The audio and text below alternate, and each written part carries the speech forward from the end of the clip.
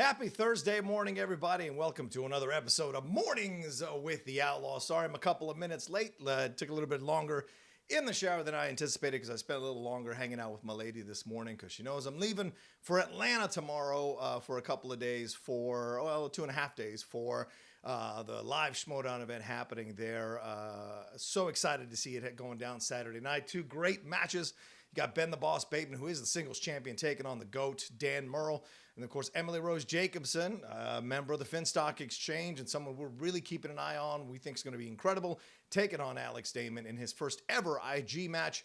We'll see. You know, Roxy's pretty confident about her guy, but a lot of us are pretty confident about Emily Rose Jacobson. So we're looking forward to see who comes out on top. The Finstock Exchange is showing up in full effect in Atlanta, so get ready for that kind of jazz. And I'm excited to be there. But yes, my lady is not coming, so I will be missing her while I'm in ATL. But, you know, I'm looking forward to it. I've only driven through Atlanta. I've never actually stayed in Atlanta, so I'm excited for that. Now, today's a little weird. We got Jake Iacovetta. He says he can't be here because he's got stuff going on because he's already down there in the ATL. He's getting ready for the live event himself, so I'll have to kind of self-moderate a little bit. So let me just say now, I really would appreciate you all sending in your Super Chats and your Streamlabs. Let me bring the Streamlabs up real quick for everybody so that we can be on the same page together. A lot of stuff going on this morning that I thought was exciting to talk about here today on the Mornings with the Outlaw, and I can't wait to get into all of it, but I'm going to say hi to everybody in just a second. Let me make sure I get over into the Streamlabs and make sure it's all squared away. All right, logged in, ready to go. Let's make this happen. You know, the fingernail thing is so weird to me. All right, boom, good to go. All right, let's make this happen. Everybody's in here. Let's say hi to everybody in just a second, and we'll get going on this lovely show. I've got a busy day today as well. After this, got to run over to the Cinephiles, then do a little top 10 action. Oh, I see we already got a Streamlabs in. All right, that's awesome. You guys know the address, www.streamlabs.com/John Rocha says. Jump up in there and send in your Streamlabs so I can answer them. Send in your Super Chats so I can answer them. It's a fun Thursday morning. I don't know what I'm going to do for tomorrow, to be honest with you. I don't know if I'm pre-recording something or if I'm going to just go dark for Friday or maybe record something from the airport or from my car. I really don't know, to be honest with you, because I won't have OBS, so I'll have to just go straight live. So there probably won't be any graphics or anything like that if I do it, because our plane leaves at 10:30 in the morning. I'm with Christian Harloff on the same plane, so I'm leaving at 10:30 in the morning on Delta out of LAX. So I won't. I don't know if I'm going to be able to stream live, or maybe I do an 8 to 9, and then at 9 I run off to the airport. I don't know at this point what's going to happen, but there's things in the air, and I'm talking to somebody who might come on as a guest, and maybe we'll pre-record something later on today. If not, I'll just maybe I'll make a quick episode for you all for tomorrow morning, and maybe I'll record it tonight and just post it. I just won't be able to do live chat with you all or answering the Streamlabs or Super Chat questions. So, all right, let's see here. Let's say hi to everybody. Andrew G, what's going on, my man? Chris Scorpio, how are you, brother, man? Yes, second up in this piece. Ben Rayner back again. How you doing, Facetious Christ? Good to see you. Jake, of course. Jake can't be here, as we just said. Good to see you, brother. Thanks for checking in. Rixa Morris. Haskell 420, how are you, brother?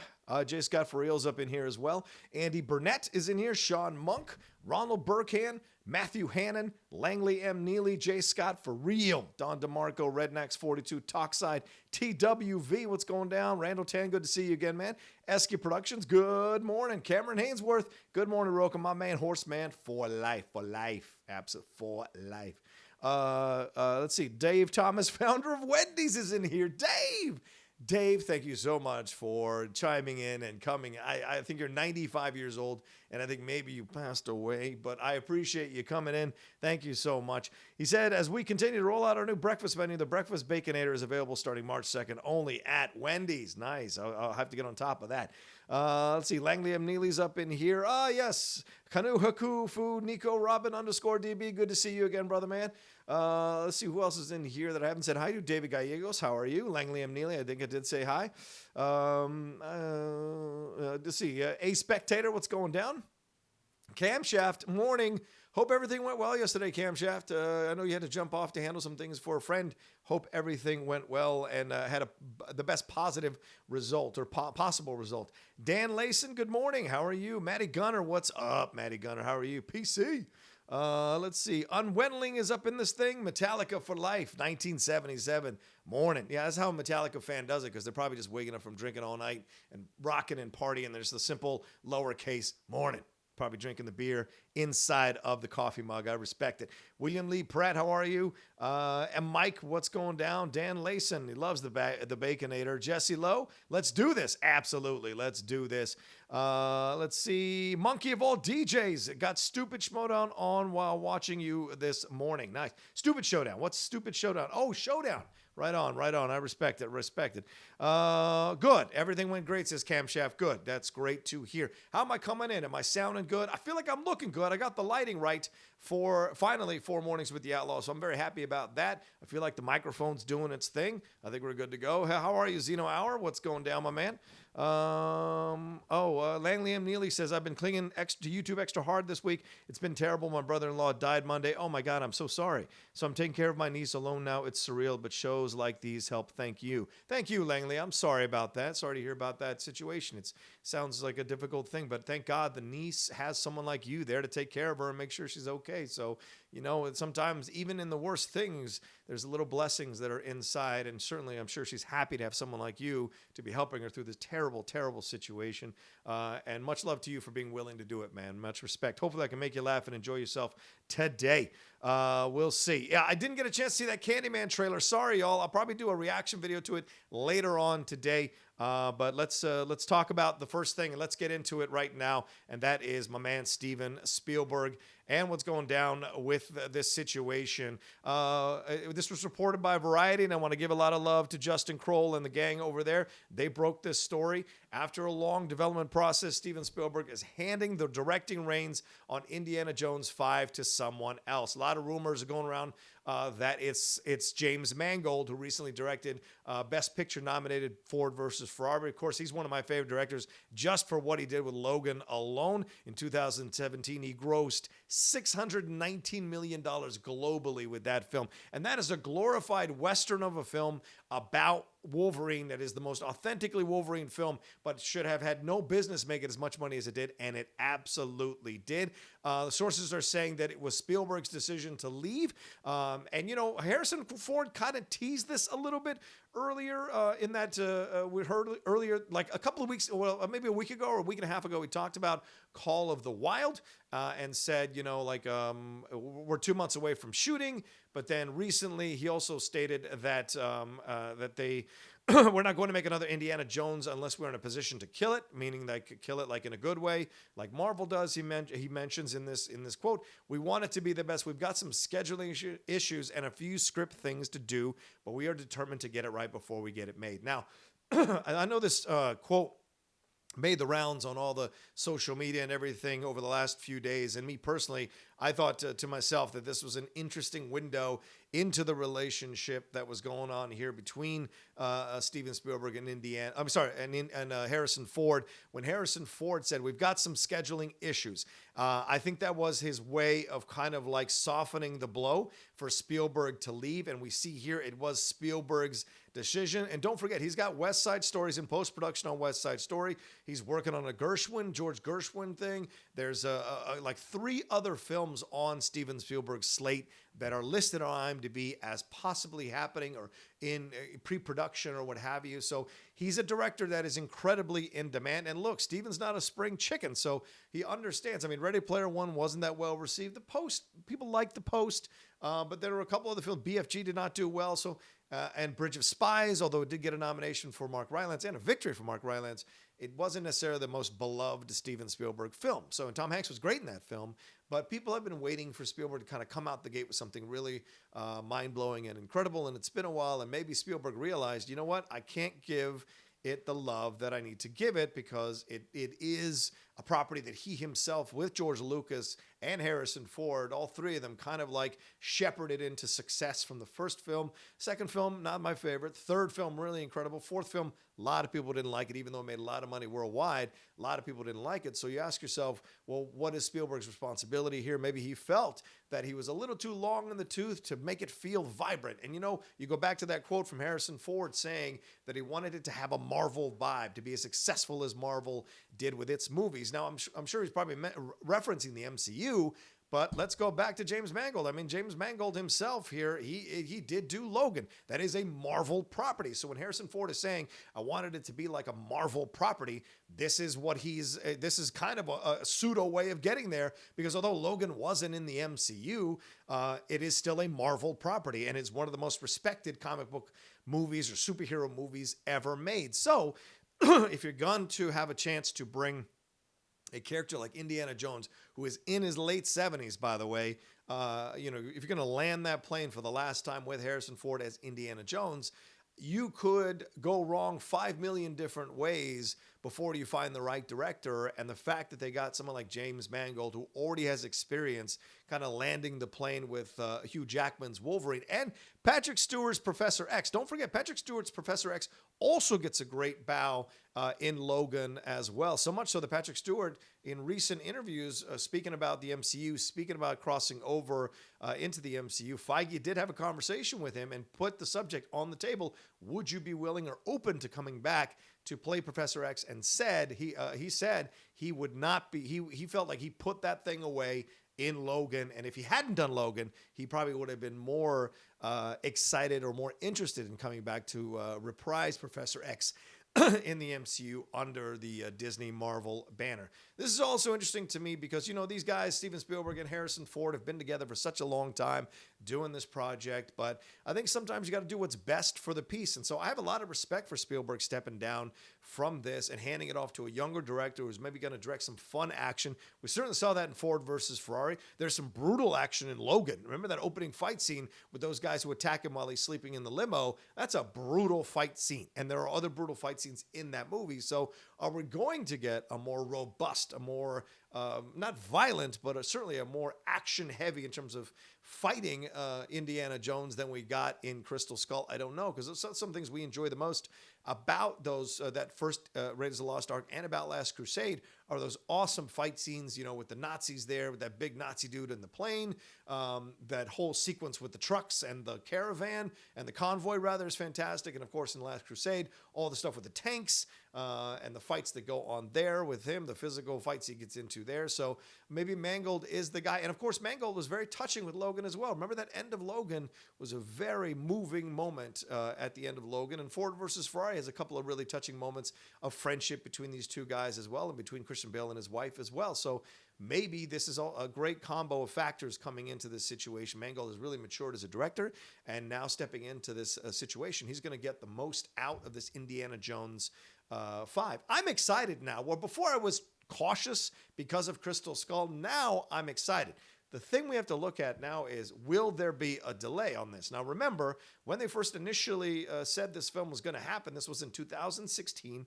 Then they pushed it back. Disney first announced the new Indiana Jones film in 2016, but then they pushed it a year They slated it to open on July 19th, 2019. Then they pushed it a year to July 10th, 2020. Then they delayed it again to July 9th, 2021. And there is a real distinct possibility that we could see it pushed again. We could see it delayed again. That is certainly possible with maybe even James Mangold taking a run at the script or bringing in someone to take a run at the script with him. Right now, Jonathan Kasdan was brought on to take a pass at the script after David Koepp did it and left the project. So this is interesting to me on so many levels, because which way is Mangold going to go? Now, remember, he did introduce a younger Logan in Logan, X-24, who was a brutal, vicious young Logan. Will we see a younger Indiana Jones? Will we see him passing the mantle on to someone else? Will it be Shia LaBeouf, which a lot of people, I think, a year ago would be extremely upset about? Now, maybe after Honey Boy and Peanut Butter Falcon, maybe that changes a little bit. So to me, that is exciting to see what he will do with this, who will hand it off to. And now, do we get Marion Ravenwood back into this situation? Does Nancy Allen return, or Karen Allen return to play the part again?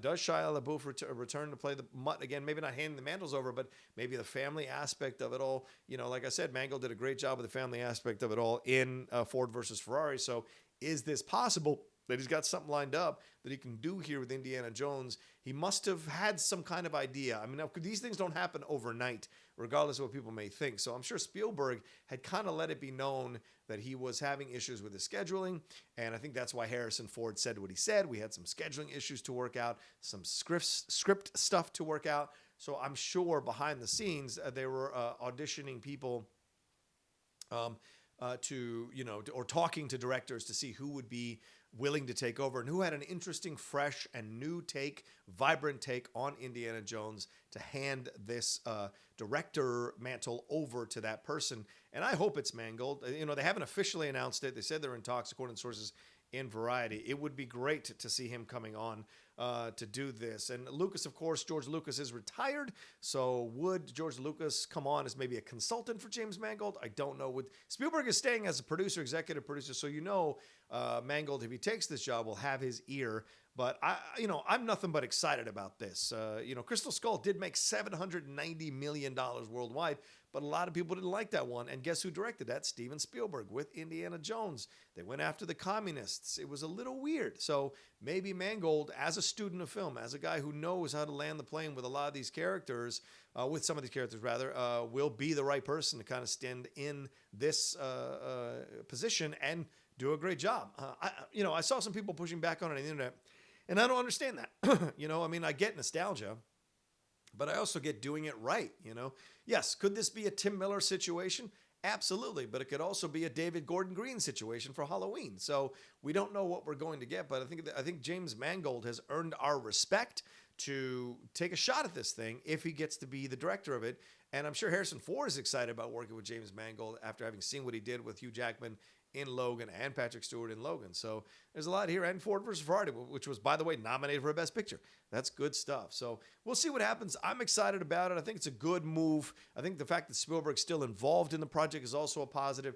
Harrison Ford maybe understands like there's something he wants to say goodbye in a certain way. And look, Harrison Ford is a man's man. This guy's been doing it since the 70s. He understands what it is that works and what doesn't work. He understands what he wants to convey on screen about Indiana Jones. Here's the thing about Indiana Jones. Yes, he's cool. Yes, he's a badass. But Indiana Jones also takes beatings all through his movies. So maybe Harrison wants to have a little bit of a return to that kind of thing where he's an everyman underdog who is also a badass. And maybe Mangold can capture some of that and leave out the otherworldly Crystal Skull alien stuff out of the situation. We'll see. All right, let's jump into some Streamlabs here before I move on to my next topic. Thank you all so much for donating or for sending money in here for getting your questions answered. Please feel free. Go to www.streamlabs.com/John Rocha says /tip, I think, or just John Rocha says, and send in your questions that way or send in through the Super Chat. Happy to answer them all. Thank you so much. All right, Derek Woodrin is the first one. He said, morning, John. I was excited for the ATL live event because of you, the Horseman, and Roxy coming. Sadly, I'm out of town for it, but I wanted to donate my ticket. Not sure how. Well, if you want to donate your ticket, I'm sure you can either tweet at Christian Harloff or you can put it in the Facebook group and just put it in the Movie Trivia Schmoedown Facebook group. Say you want to donate your ticket and then you want to know how to do that.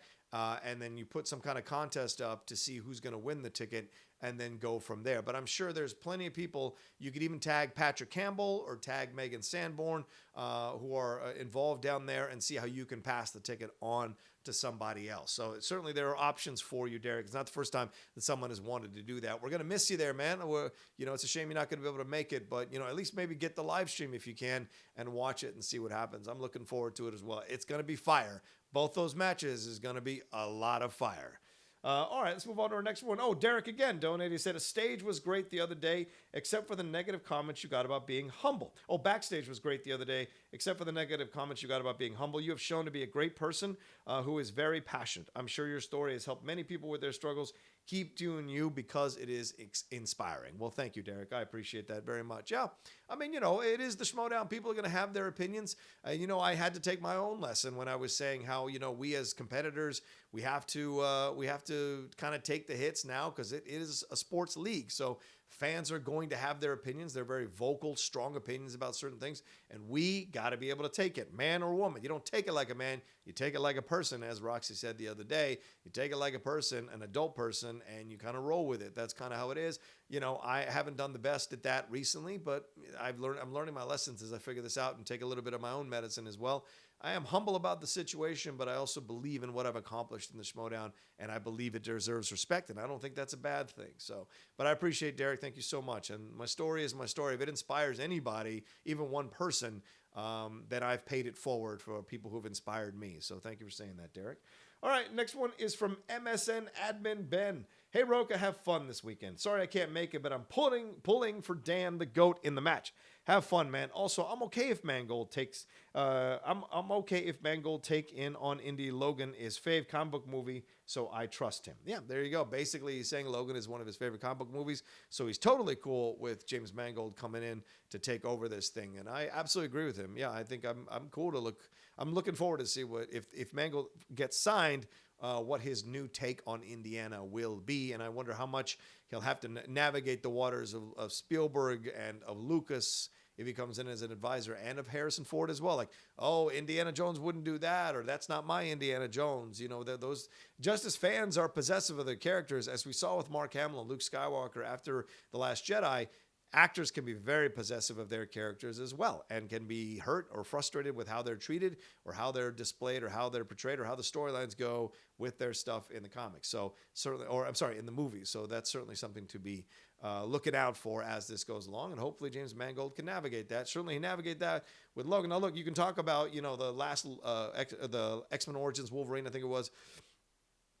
And, talk about the last half of that movie, the last 30 minutes of that movie, 40 minutes of that movie. Yeah, it wasn't great, but Mangold didn't want to do that. Everything up to that moment, when it kind of twists, Mangold didn't want to do any of the stuff near the end. All the stuff you got leading up to near the end with, Silver Samurai and all that kind of stuff was great. And certainly his doing, and you saw that action scene on the railway train is phenomenal, or the subway train, whatever that is there. So he's got an ability to know what to do with these characters and has time with them. So we shall see. All right, we got a couple of super chats that rolled in as well. J-Dog, can't wait for Indiana Jones 5 in July of 2021. Absolutely. That's so true. I'm looking forward to it as well. Hopefully it'll be a great swan song for Harrison Ford and a great swan song for the Indiana Jones character. I'm on the record, and you'll hear I talk more about this with the Geek Buddies. That episode is dropping later on today at 1 p.m. here on the Outlaw Nation channel. Shannon McClung, Michael Vogel, three of us talking a little more in depth about this situation. And you don't want to miss what Shannon and Mike have to say, because Shannon is a very hardcore Indiana Jones guy. He played Indiana Jones at Universal Studios for a little while over there in Orlando. So he has a very special affinity for this character and wants to see it treated well. Michael has another point of view as an executive, what the situation will be like. We also talk about the Bob Iger situation, and we talk a little bit about Alison Brie as She-Hulk possibly, and we get into all of the stuff that's going on with Project Luminous as well. So that's the Geek Buddies dropping today, 1 o'clock. Don't miss it. The episode will be out on 1 p.m. PT, rather. It will be out on this Outlaw Nation channel. All right, let's move on to our next super chat. That is from, I hope I say this right, man, Grzegorz Cox-Koden. I hope I say that right.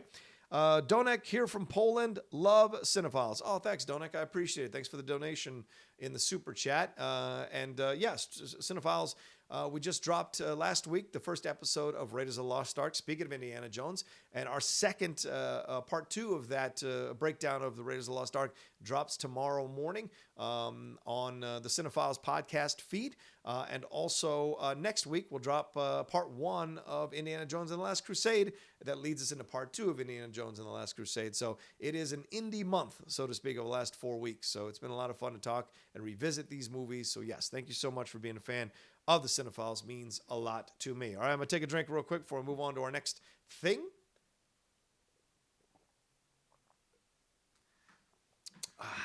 Yeah. And like I said, don't forget to send in your Streamlabs here. It's www.streamlabs.com/John Rocha says. Send it on them there. Let me know what you think. Let me know what you want to have answered. And of course, the questions could be anything. Doesn't have to be about the subject we're talking about. It could be anything in the world that's happening, maybe going on in your world, maybe going in the world, or anything, any advice you're looking for. All of it is open here on Mornings with the Outlaw. It isn't just talking about what's on my mind. It's also talking about what's on your mind. All right, let's move on. And that is to Clarice Starling. That's right, Clarice Starling.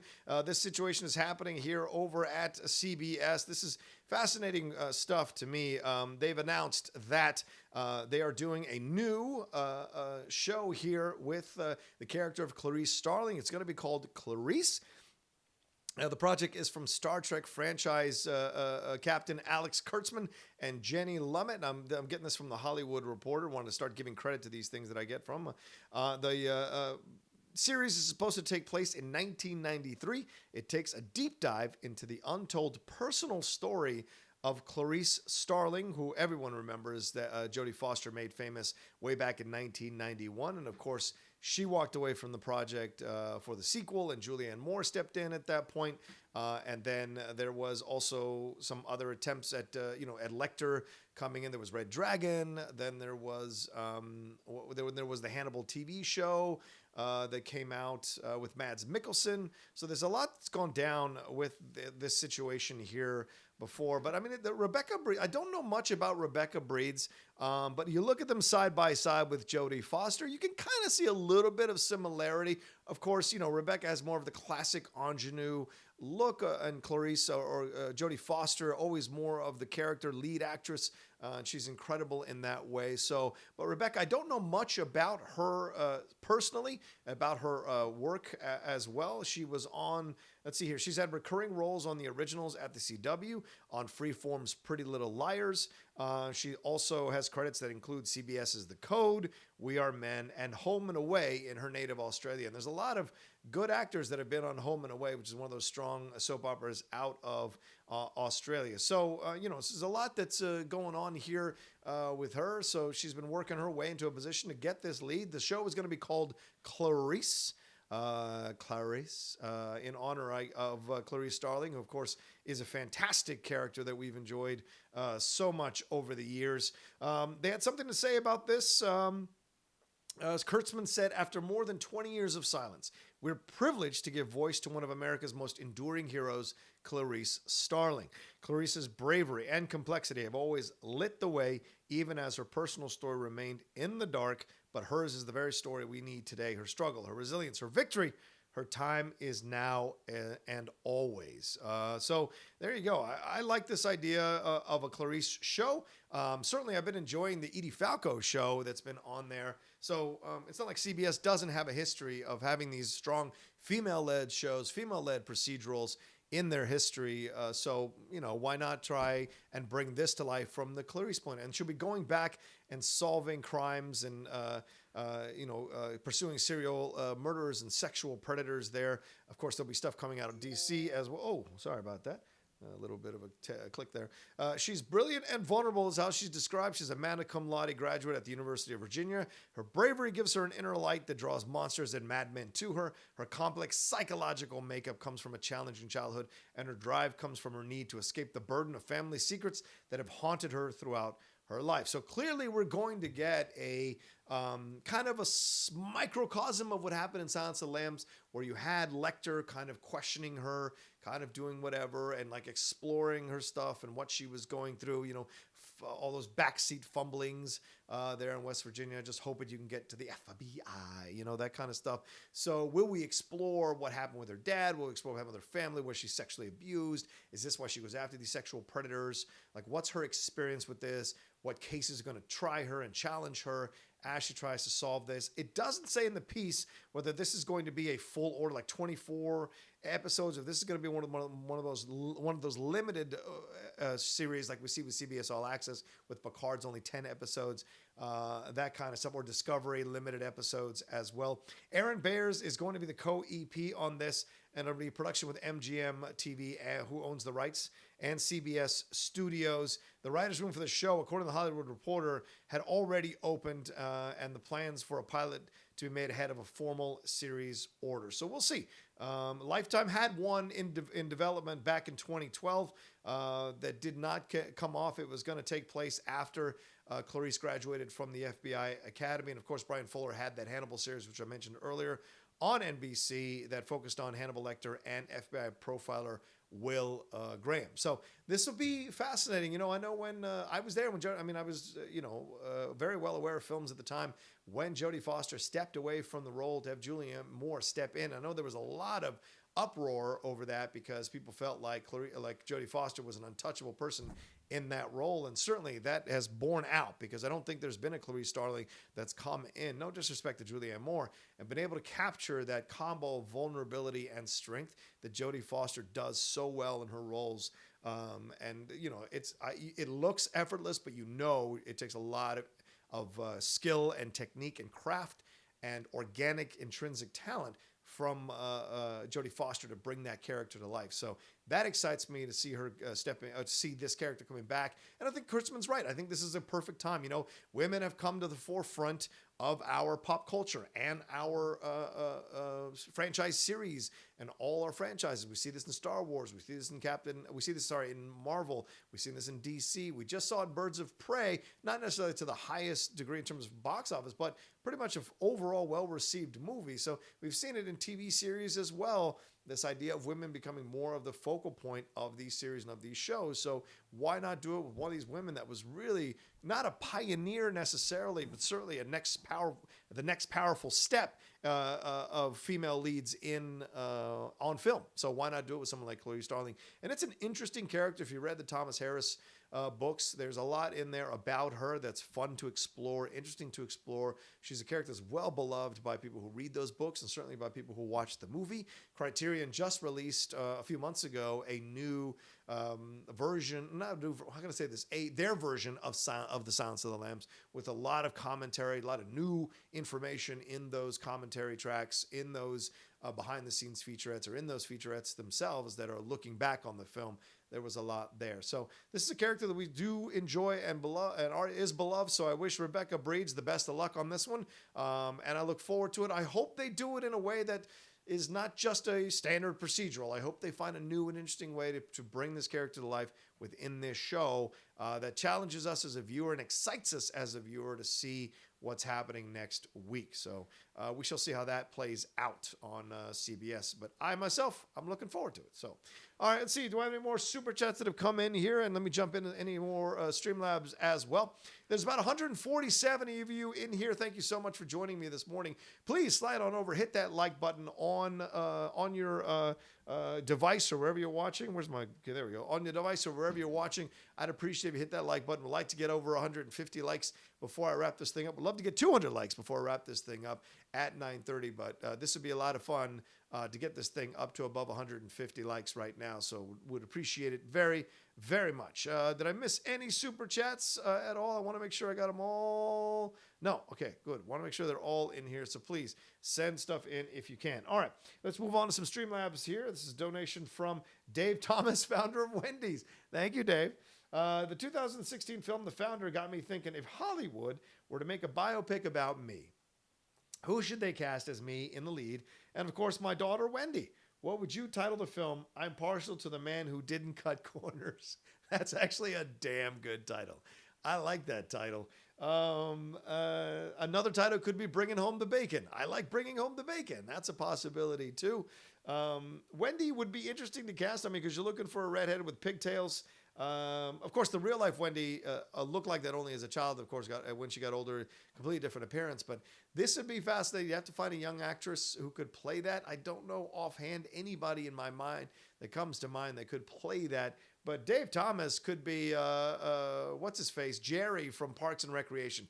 I could see Jerry totally. I think Jerry Raftery is his name. Could totally play Dave Thomas. That would be a lot of fun. Maybe you want to see John C. Reilly do it. Certainly John C. Reilly has shown an incredible ability to disappear into costumes, disappear into makeup, disappear into whatever to show what he can do with that with any character that he does. We saw it with Stan and Ollie. You saw it with Chicago. You saw it with even Talladega Nights. He plays these different, unusual, oddball characters, but he's also able to disappear into his makeup and into his costume and you just buy it. You just accept it. So maybe John C. Reilly could be a fun Dave Thomas. I would look forward to that. It'd be tongue in cheek, because if you're going to call it The Man Who Didn't Cut Corners, you got to have it be tongue in cheek. I think he'd be a great person to find the drama and the humor in that situation. All right, let's move on to our next one. It's from Wiley Todd. Let me take a real quick drink, Wiley Todd.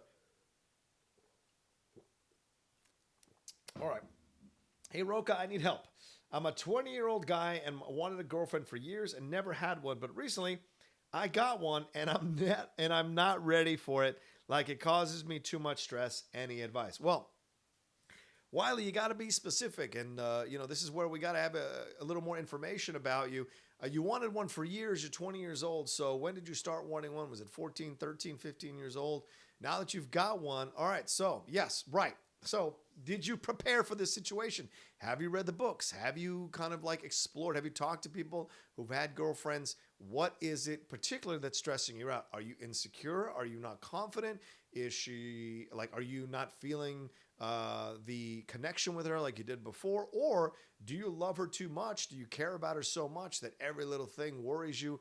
Every little thing gets under your skin or makes you think she might be leaving at any moment. Those are the things that could all happen in relationships, certainly. So I need a bit more specificity on it before I can answer. But I'll answer the two things I presented to you. One, if you're not feeling it, if it's not connecting, give it a little bit of time, but take care of yourself. Don't go overboard. Don't overdo it. Don't pursue her too much. Don't be too crazy about it. Women don't like that. It's not because you have to like trick any woman to be with you. It's not that at all. It's more a matter of fact. I think most women like it when you don't necessarily need them to exist, but they want to be needed. So that desire to be needed is there, right? So you want to, I think most women gravitate to a man who's comfortable in his own skin and can handle his life. That's really important. Yes. Do they want to help you? Do they want to, do they look at fixer-uppers and get with them? Yes, absolutely. If you're too perfect, then no, there's no place for them to fit most of the time. So that would be the situation there. You don't want to be too needy, too all about them, but you do want to respect them and care about them and love them and make them your focal point. Just don't make them your only focal point. That's important. Now, if you're overboard in the situation, then you've got to pull yourself back a little bit, kind of relax a little bit, focus on you, build that up. That's going to work. If it's not connecting, then that's a conversation you got to have with yourself. Just having a girlfriend to have a girlfriend is not the way to go about it. You want to have someone that you're actually vibing with, that you're actually connecting with, that you actually feel supported by, and you feel the desire to support them.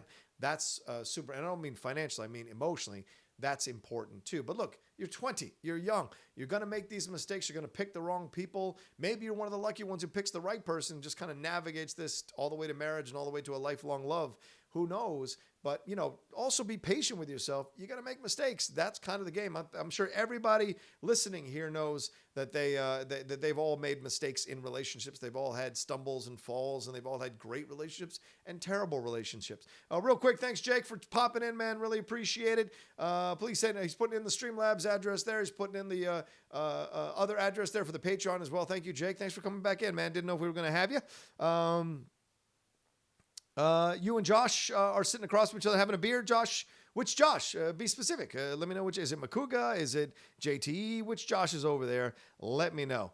But yeah, that's how you got to go about this kind of thing. Is like you got to find the person that really you connect with and then build it piece by piece. But be patient with yourself. It's okay to be nervous. It's okay to be stressed out about it. Just kind of keep that to yourself and navigate it as best you can. And if she's an open, mature, adult person who can handle emotions and whatever, maybe there is a moment where you find the strength or the belief to say to her, hey, this is what's going on with me. Can we navigate this together? Because I guarantee you there's going to be something down the road where if she stays with you long enough, she's going to have some weird feelings about things and she's going to want your assistance to help her navigate it as well. So there you go. There's a quick piece of advice for you, Wiley. Hope that helps you, my man. Love you. All right, Jay Scotty for real donated. He said, top of the morning, John. Top of the morning to you. Do you see Spiral of season 4 of Fargo do you see Spiral or season 4 of Fargo having a bigger impact on Chris Rock's career? Reinvention this year. I think Spiral will be seen by more initially, but the quality of Noah Hawley's Fargo is tough to deny. Thoughts? Yeah, I think this is a great point you bring up because these are two completely different projects, right? With Noah Hawley's Fargo, Not a lot of people see that, but look at Mary Elizabeth Winstead. She was incredible with Ewan McGregor in that show. And look, those two ended up in Birds of Prey. So you never know where it can lead you to. And of course, Chris Rock, his acting has not always been the best thing about him as a performer. I think he'd probably be the first person to tell you that he wasn't that strong. He got a lot of crap for it as well. Got a lot of crap for it as well when he was doing. They made that joke at the Oscars about doing voiceovers, how it was so easy to stroll in and stroll out. I think a lot of actors were extremely pissed about that, especially voiceover actors who spend a lot of time working on their craft. So they were super pissed by what he said. But you see now, I think he's gotten older. He's gotten through his stuff. He's a more mature person, so he approaches it differently, and that's important. Your approach to everything is important. So to me, I think this is going to be great to reinvent him as an actor. So then people will see him for other roles, more serious roles, things of that nature. But for Spiral, it'll show him as a media force in the business of film, and that's important too. It'll be like, oh, he produced this thing, he wrote this thing, he was the creative lead on this thing. That shows a maturity and a strength and ability. So you go as a studio executive, oh, maybe I can hand this franchise on to Chris Rock and he can do something with it. Or maybe I can trust him to be in this movie and really carry it well. Those things people look for. Look, stability is massively important in this business. Yes, are there mercurial firebrands that people run to and give projects to just to see what happens? Absolutely. But most of the time when you're building yourself back up again after people didn't necessarily respect what you could do as an actor, stability is really important. So I think Chris Rock is conveying that now as an older, more mature person. And I am looking forward to see how Spiral turns out. I'm looking forward to see how Fargo turns out. As a massive fan of the first 3 seasons of Fargo, I'm excited for that, and I can't wait to cover it. I'll probably do recaps here on the Outlaw Nation channel as part of the TV review playlist, certainly. So just something to look forward to for you all. If you haven't seen Fargo, I cannot encourage you enough to see the first 3 seasons of Fargo. And each season is completely different with completely different characters and completely different storylines. So please do yourself a favor and watch all 3 seasons of those. All right, so Jake says it's not Makuga or JTE. So who is it? Oh, Josh Estes? Oh, okay. All right, fair. There we go. All right. Well, I'm just saying you can answer the question, Jake. But Jake likes to mess around with me sometimes, so let it be. All right, those are all the Streamlabs, and I don't see any Super Chats coming in, so let me take a little drink of water, and then we'll move on. In the meantime, we're at 112 likes, but over 150 y'all in here. Please swing that cursor or that mouse over and hit the like button on this thing. Get me over 150 likes before we wrap this thing up in the next 16 minutes. I would really appreciate it.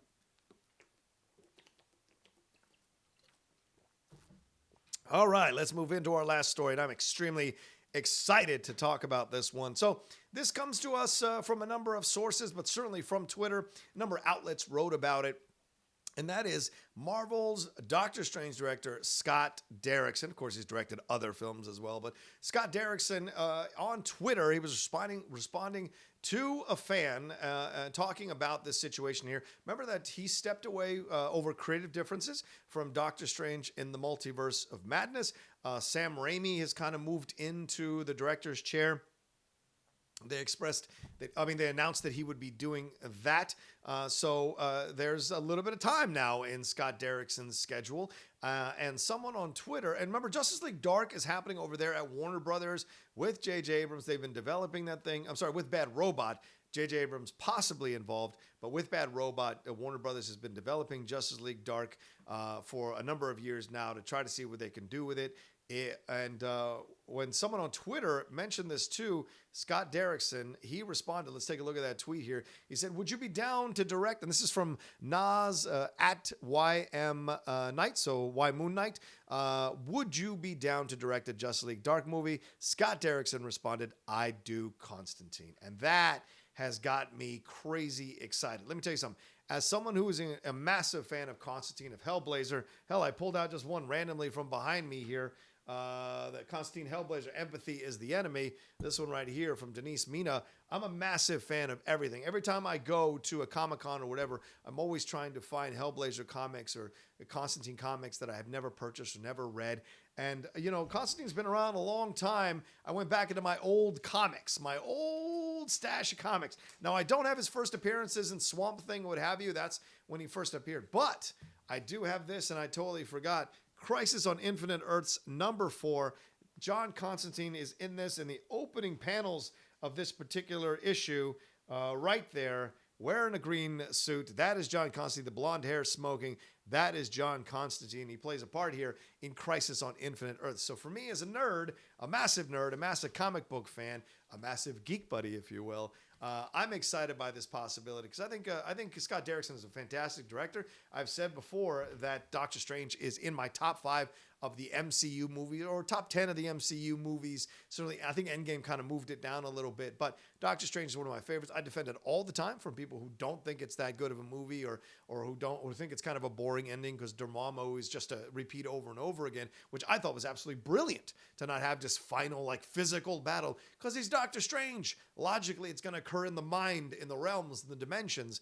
That makes so much sense. So I was bummed to hear that he was not coming back to do Multiverse of Madness because I'd heard he was going to do the horror aspects of it all. That excited me to the nth degree.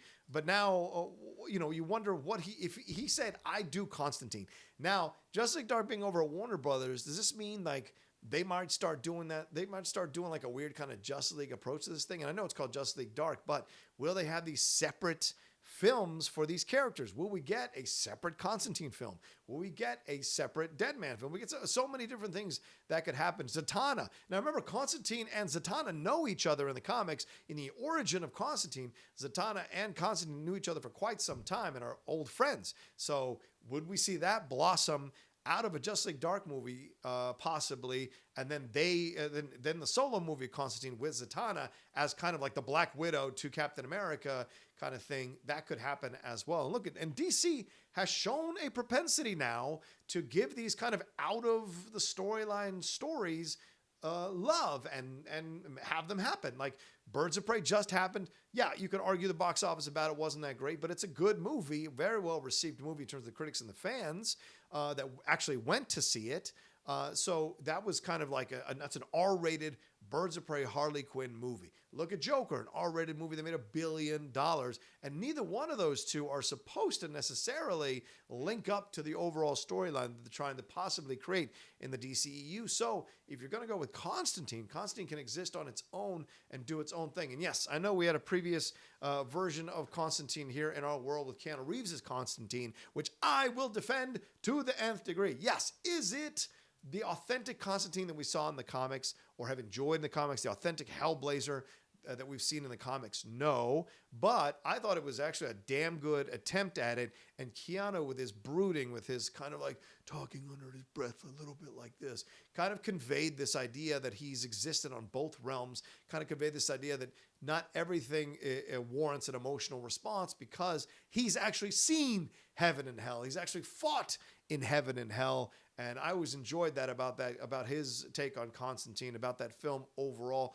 It is an unrecognized, damn good movie, and I would love to see, like this character come back. I don't know if I'd want to see the Matt Ryan Constantine step in. I think he's done fine for the TV show. I think he was fine doing the voiceover for the Justice League Dark animated film that came out. I think he was fine doing. He's been great on Legends of Tomorrow. Absolutely, that's great.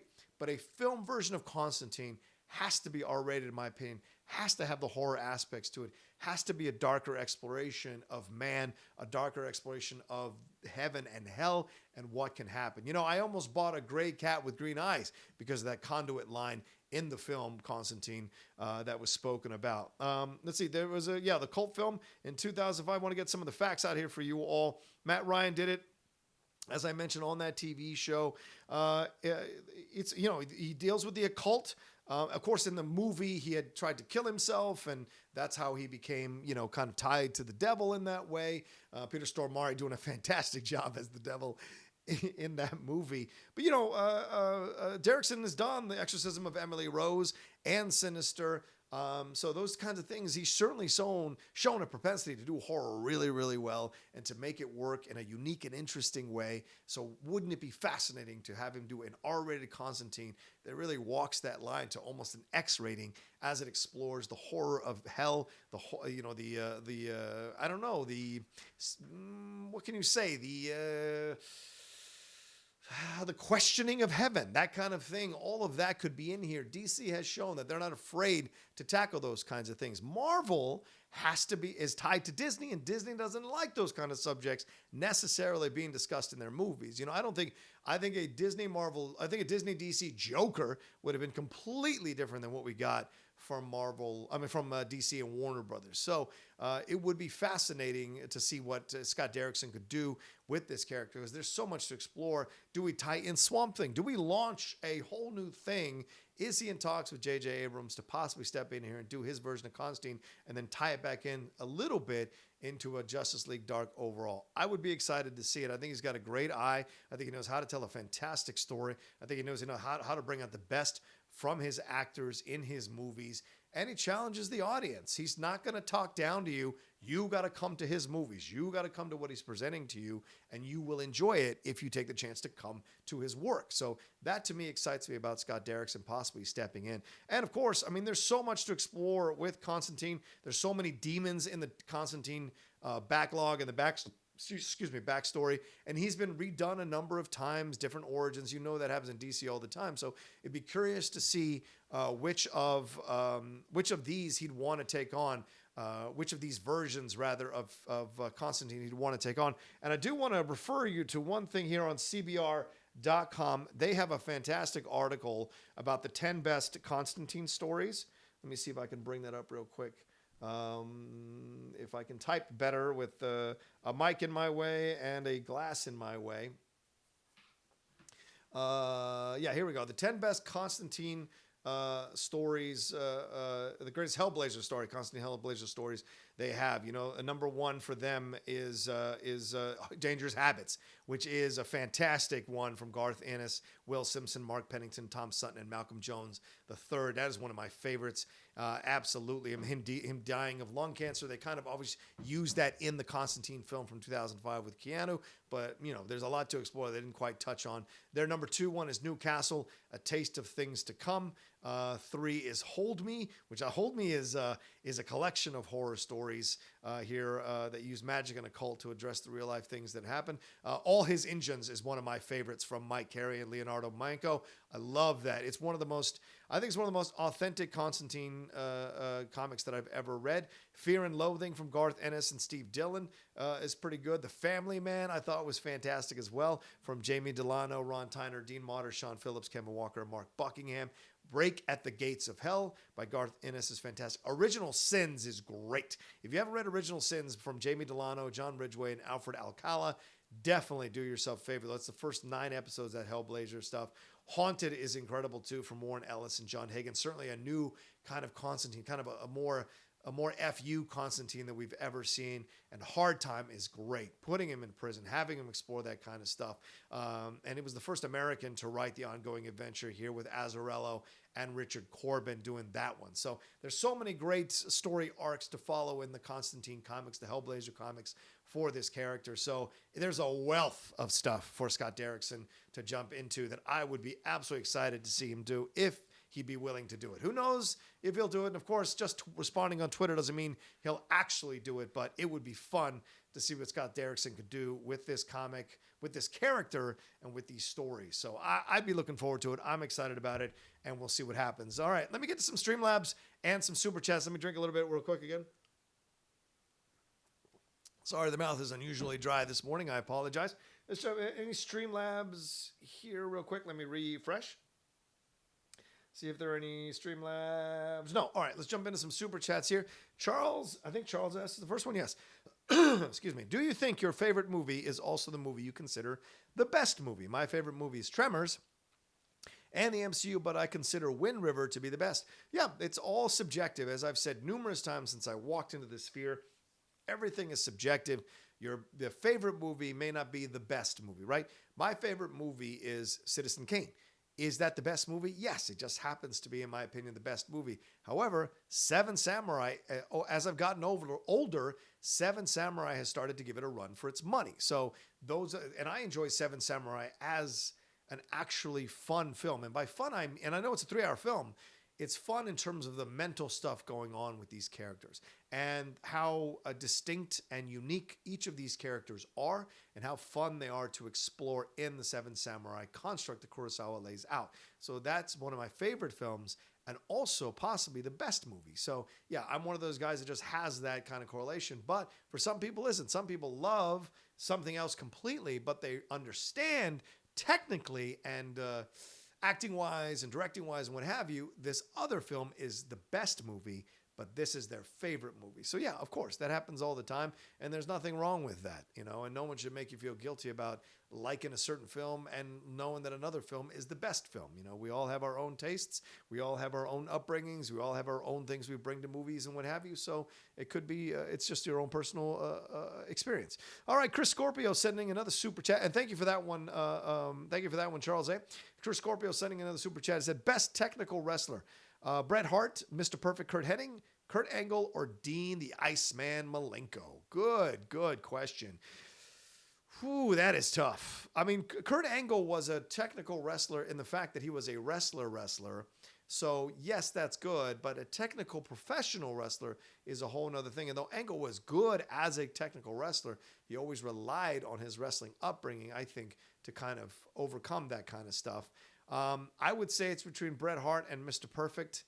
I'd have to give it to Bret Hart, to be honest with you, because Bret Hart was trained by his dad in that dungeon, legendary dungeon that produced so many great wrestlers. Now, Lou Thesz did train Mr. Perfect Kurt Hennig, so maybe you can give some love to him as well, but I don't know. I need to look at the numbers of the students that were successful coming out of the Hart Dungeon versus the students that studied under Lou Thesz and were successful overall as well. And I don't mean successful just being successful as a character or a name. I mean successful for their in-ring technical ability. So right now I give it to Bret Hart because he is really the complete package overall. And Kurt Hennig was great as well, but Kurt Hennig never carried the main straps in the big federation. So that to me is a little bit of a limit, but technically great wrestler. But I think Hart's character, Hart's abilities puts him a little bit over the top. His technical, I think it's a draw between Hennig and Hart in terms of technical ability. So you got to look at something else. And to me, that's more the popularity and the character stuff. And Bret Hart, I think, got that right a little bit more than Kurt Hennig did. All right, we got one more super chat that just came in. Good morning, John. Are you going to WrestleMania 37 in SoFi Stadium next year? And if you were a pro wrestler, what would your finisher be? Thanks, John. Ryan DG, thank you so much for sending that in. I appreciate it. Oh, and I want to give love to Chris Scorpio, who sent that previous super chat in. Thank you. But Ryan DG, you asked me this: am I going to WrestleMania 37 in SoFi Stadium next year? Here's my goal, because I'm working with Michael Sandoval or Miguel Sandoval over there at Muse TV. He's the one that got me in yesterday for that great event at SoFi Stadium for the announcement of the LA Bowl, the new football playoff bowl that they got going on that pits the number 5 Pac-12 team versus the number 1 Mountain West Conference team. That's going to be a lot of fun to see and maybe go experience. But my goal through Muse and through their connections with Muse Sports and stuff like that is to be able to go to these events and cover these events. So if I go to WrestleMania 37 next year in the SoFi Stadium, I hope I'm going as press to cover it, to talk about it, to interview the wrestlers, things of that nature. That would be my ultimate goal in doing all of this. And if I was a pro wrestler, what would my finisher be? Ooh, I've always been a fan of the stunner. I've always been a fan of the stunner. But there was this finisher, and I want to say this for those of you old school MFers out there. There was an old school finisher on THQ that you could do with the Big Show. And this is like the late 90s version of wrestling. I think it was THQ, Acclaim, one of those two. You could do this, and the finisher never got you the 1, 2, 3, and I never understood it. But the Giant had a finisher, or the Big Show rather, had a finisher where he would take you, put you on his shoulders twice. He would jump you twice off his shoulders onto the mat, then pick you back up again, and then drop you on your head with him falling with you. And it never got a 1, 2, 3. And I thought that finisher was one of the greatest finishers I've ever seen in my entire life. And I never understood why you couldn't pin someone using that finisher, because it was one of the best finishers I've ever seen. It's basically 2 F5s and a running DDT on you, or not running, but like a standing DDT on you. I don't understand how that wasn't enough to put someone away, but those were the best things ever. in terms of finishers. All right, we're at 9:30. I think I got to wrap this thing up a little bit here. I want to thank everybody who joined me this morning. Over 150 you in here. We're at 139 likes. Any chance that real quickly over the next 2 to 3 minutes, as I say goodbye here, that we get 12 more likes to get me over 150 likes, I would really appreciate it. I hope you're listening to me now as I do this. Please swing that cursor over, hit that like button. I'd very much appreciate it. Oh, one last one here. Chris Scorpio sent in one last super chat. Lou Thez was my number 5 pick. Hart is my number 1. Well, good to see we're on the same page, Chris. Much respect to you, my man. And I will absolutely get your answer for that super chat you sent in. When I get to Atlanta, I'm flying out tomorrow morning. I'm going to have Dan and I record a video, and I'm going to tag you on it. I think you're at Chris Scorpio on Twitter. I will tag you on it, and I will have the answer for you on video. So there you go. Thank you all so much for watching. Oh, one more. Haskell. John, cool with SoFi Stadium and that LED roof. Yeah, the roof is incredible. The SoFi Stadium looks fantastic. They say it's 85% done. I don't know if I believe that from what I saw, but that's what they're saying. But that Oculus VR thing they've got swinging around, that is going to be incredible, that you can sit in the stadium, put on your Oculus, and watch the game like you're actually on the field. That is fantastic. So looking forward to all of that kind of stuff happening there. All right. Well, thanks everybody once again for joining me here this morning on the Outlaw Nation. Got to 150 likes. Thank you so much, everybody. Really appreciate it. It's so much fun bringing this show to you every morning. And like I said, I don't know what's going to happen tomorrow because my plane's at 10:30. I don't know. Maybe I'll do a quick one from 8 to 9, then run off to the airport. But I don't want to take the chance of going in late. I'm only taking a carry-on, but still, you never know with these flights. So maybe I'll even do an early one, start at 7:30 to 8:30 tomorrow. I don't know. Or I'll pre-record something later tonight for you all.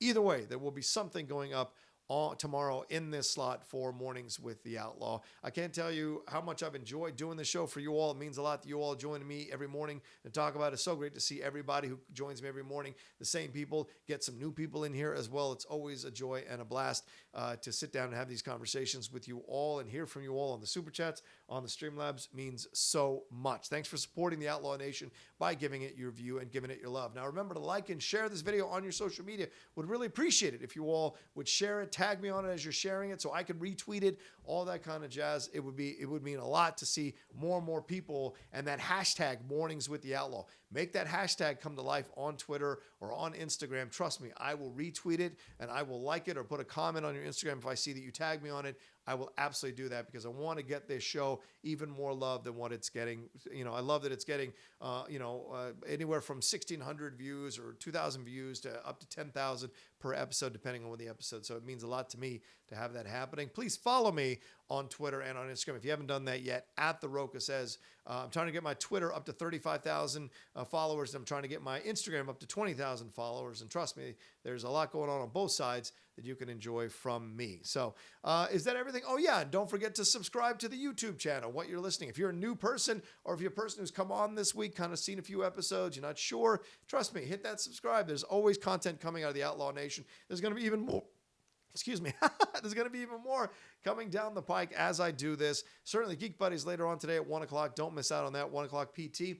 Tomorrow, I drop my deep cut interview with Johnny Flynn from the film Emma, talking about the film, talking about his career as a musician, talking about his life, things of that nature. You don't want to miss it. Johnny's one of these really intelligent, chill dudes. It's going to be a fun conversation for you to listen to. And I'm excited to do yet another episode of The Deep Cut that's current with someone who is out there promoting a film. So much fun in that way. Is there anything else to promote? Oh, don't forget, the Cinephiles drops tonight. That'll be there. The part 2 of our Raiders of the Lost Ark, that'll be out there as well. So if you haven't subscribed to the Cinephiles, go to wherever you download podcasts. Look for the Cine-Files, CINE-FILES, and subscribe to that. And the top 10 just dropped, our top 10 John Williams scores. So if you haven't done the top 10, all of this is in the description. So if you're looking for any website addresses to go sign up to all this stuff, it's all down there in the description. All right, that's it. I'm done. Go have a great rest of your Thursday today. Enjoy your day. Enjoy your life. See what you can do today to get you further towards your dreams. I'm with you. I support you. I love you. And for those of you who are going to be in Atlanta, I can't wait to meet all of you. Take pictures, hugs, have conversations, record videos, whatever. It's going to be a blast. And I'm looking forward to it. So there you go. All right. Take care, everybody. We'll talk to you tomorrow morning in some form on another episode of Mornings with the Outlaw. Take care. Until then.